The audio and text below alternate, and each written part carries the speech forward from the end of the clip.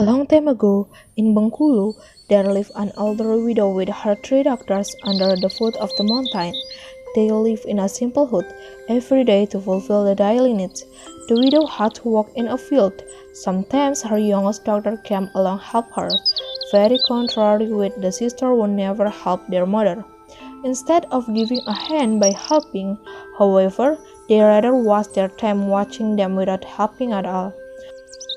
One day, the old woman was suffering from severe pain. She can no longer work on cultivating the garden and selling the produce to the market, so her three doctors must work to replace her. Doctors have been called upon to treat the mother's illness, but none have cured it.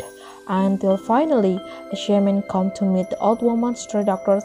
The shaman said, "There is only one way to cure your mother's disease, which is to give a certain medicine made from forest leaf cooked with the magical embers. To get these magical embers is considered difficult. You have to search it at the top of the mountain." "Is there no other way for us to get those magical embers, oh shaman?" asked one of the children. "Woefully, that's the only way. And one more thing you need to know.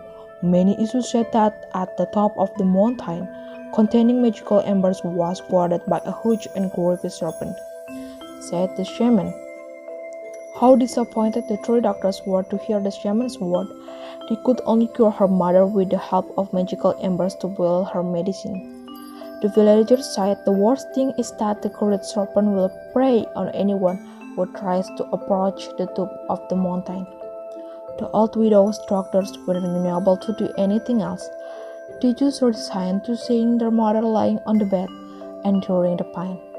None of them would sacrifice themselves to seek the supernatural embers except si Bungsu. Si Bungsu could no longer bear to see her mother suffering from pain that never healed. Finally, si Bungsu decided to search for the leaf for the forest and the magical embers at the top of the mountain. "Sister, I have to find a cure for mother. I will go to the top of the mountain looking for supernatural embers," si Bungsu told her two sisters. Are you insane? You will die from being eaten by the great serpent, you know, the middle sister said. "No matter what happens, I'll try. Ultimately, we never make any movement if you don't try, right?" replied Bungsu with her determination. "Well, do what you want. I will not be as dumb as you who are willing to sacrifice yourself to the big snake.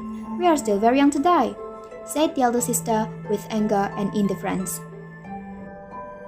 Despite not getting a good enough response from her two sisters, Bungsu still agitated to go with the mother's blessing. With her and animal's determination to heal her mother, Bungsu climbed the mountain, looking for the forest foliage as medicine. Bungsu continued to climb and climb to get the magic embers. There are many obstacles she faced. The more the soil is getting higher, the more tilted and steeper it made her energy drain. When it almost reached the top of the mountain, fear began to envelop. Because Bungsu must pass through the place where the Ndang snake resides, a magical serpent got to the top of the mountain where the magical embers are located. Bungsu could see the place of the Ndang snake was very creepy.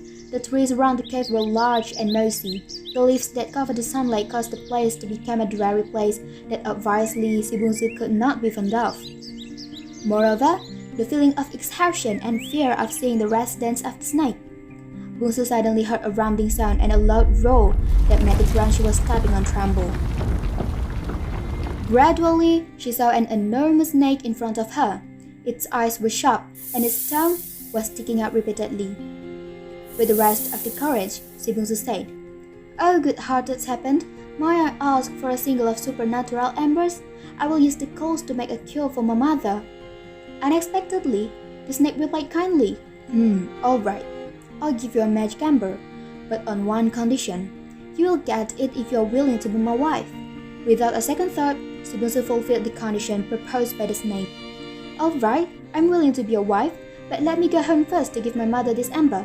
I promise I will return to this mountain after my mother takes her medicine." "I keep your words. Don't dare try to betray," said the serpent down. Happily, Bungsu went down the mountain with magical embers and forest foliage. Upon arriving at the hut, it appeared that her two sisters looked surprised and somehow became jealous. They then said, How come, Bungsu? How come you're still in good condition after returning from the mountain? We can't believe it. Si Bungsu didn't answer their question but smiled. She just paid and immediately made medicine for the mother. At first, she pounded the leaves of the forest, then boiled them with magical embers. After that, she drank the potion to her mother. The next day, Si Bungsu went to the mountain to keep her promise. When she got there, it was already night. How surprised Si Bungsu to see the supernatural events. The giant and gripping down snake turned into a very handsome knight.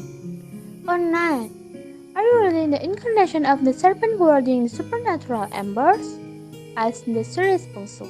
Yes, I am the down snake that you saw last day. My name is Prince Abdulrahman Alamshah. I am actually a human being, just like you.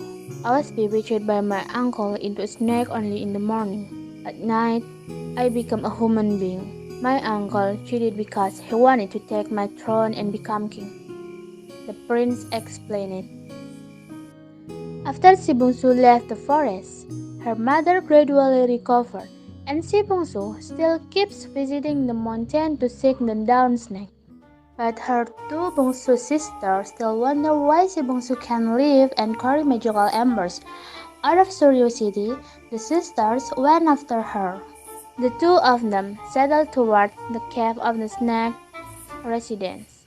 Hey, look! Isn't that Si Bungsu? What's she in? Will she stay in this cave forever with a big, creepy snake which at any time could eat her? Asked Si Sulung. I don't know. I don't care if Si Bungsu wants to live in this dark cave. Whether she will die or not with that predator snake, I just want to know what is she doing in this cave? Answered Si Tengah. They were surprised when what was seen with Si Bungsu was not a giant snake but a very handsome prince. Sister, look there! Well, a very handsome prince. Why is he with Si Bungsu? No wonder why she always returns to this diary cave than in the home. Well, I see.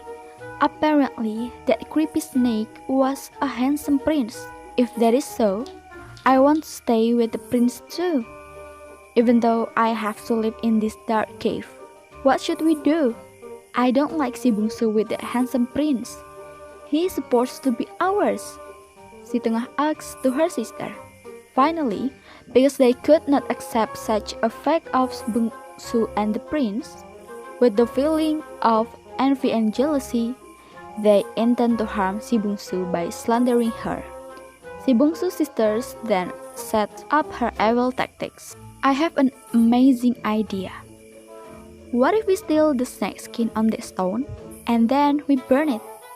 I'm 100% sure that the prince will get angry and drive at Si Bungsu, or even kill her, said Si Sulung with her evil laugh. You really are genius, sis. Okay, I agree, said Si Tengah.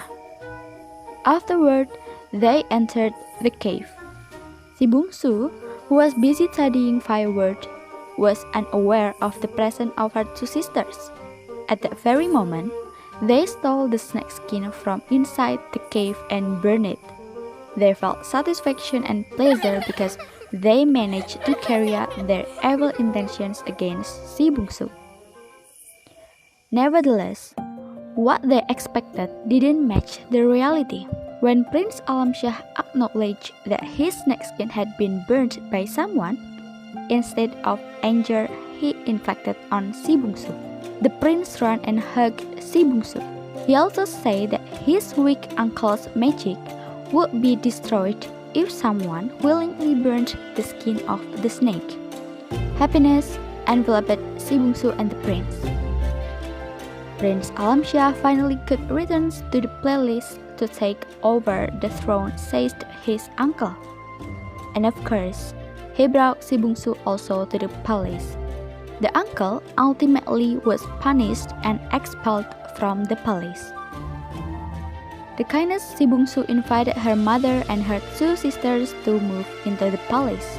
Although her two sisters had always done unpleasant to her, she did not feel thankful. However, because they felt guilty and ashamed of Si Bungsu, her two sisters refused to stay in the palace and chose to remain in an old hut in the foothills.